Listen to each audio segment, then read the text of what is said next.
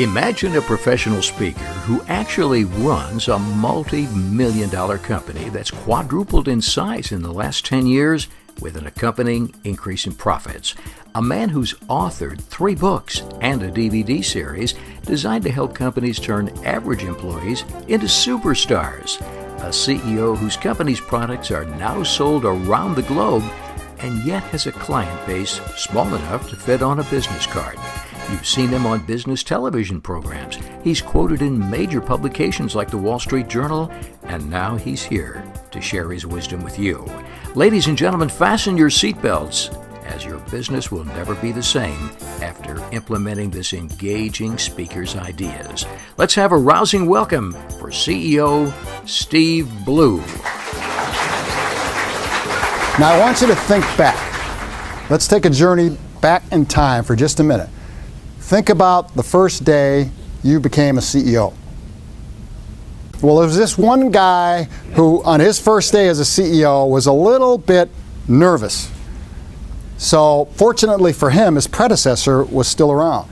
So he said, "Hey, Jim, help me out here, would you? It's my first day on the job. What do I do if I run into trouble?" He said, "That's easy. I've prepared 3 envelopes for you. When you run into trouble, you open up one of those envelopes. The first envelope is for the first problem you have.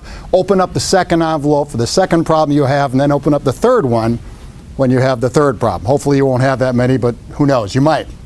Well, sure enough, a few weeks into his job, he ran into trouble. The stock price tanked. Shareholders were mad. Employees were rebelling, and he thought, "Oh, okay, thank God I have an envelope." So what did he do? What did he do? Open the envelope. You guys are smart. I knew you were going to get this. He opened up that first envelope, and inside the envelope it said, "Blame your predecessor." Works for me. Well, it worked for a while. Things got better. Stock price went up. Employees were happy. Shareholders were happy. But sure enough, before long, everything tanked again. And so then he opened up the second envelope. You bet. Inside the second envelope, it said, "Reorganize the company." That usually works for a while, and it did for a while.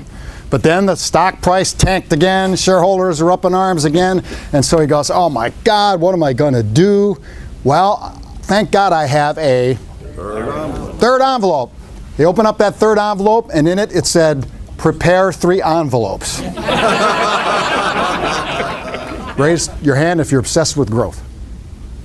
Of course you are. You wouldn't bother with the CEO Club if you weren't obsessed with getting new business and growing your company. So that's what we all do. But the problem is you have to build yourself a Cirque du Soleil team. You've seen Cirque du Soleil? Anyone? Raise your hand if you've been there. Pretty spectacular performance, isn't it? Well, why? You don't see the Cirque du Soleil performers going, "That's not my department. I can't catch you. Oh, no, sorry, not today. I don't feel like it today." They are a highly motivated, highly trained, highly efficient organization that works on the edge. They don't walk into the performance going, "Well, got another one to do here, Jim. I guess we're going to kind of get through it. Is it Friday yet?" They don't. They work on the edge. They keep you electrified. They keep you glued to the edges of your seat. And what I want you to do is if you really want to grow your organizations, I don't care if you're a manufacturer or a banker or an insurance company or a CPA, if you want to grow your organizations, you have to build a Cirque du Soleil. That's the model that you should have in your mind. You got to build that Cirque du Soleil organization. If you don't do that, nothing else you do will matter. Doug Strauss, president of the CEO Club of Baltimore. We just heard Steve Blue speak. Really did a fantastic job. I mean, he really laid it on the line in terms of, how to grow your company, how to keep the company growing, whether it's a recession or whether it's in a growth perspective, and gave some real tangible insight in how to run a company. And some of the examples in terms of, creating a new culture. Some people don't take the time to do those type of things, and he really laid it out in a very cogent fashion. And I thought he did a great job. And predicated by all the feedback we got here, I think other people felt the same way too.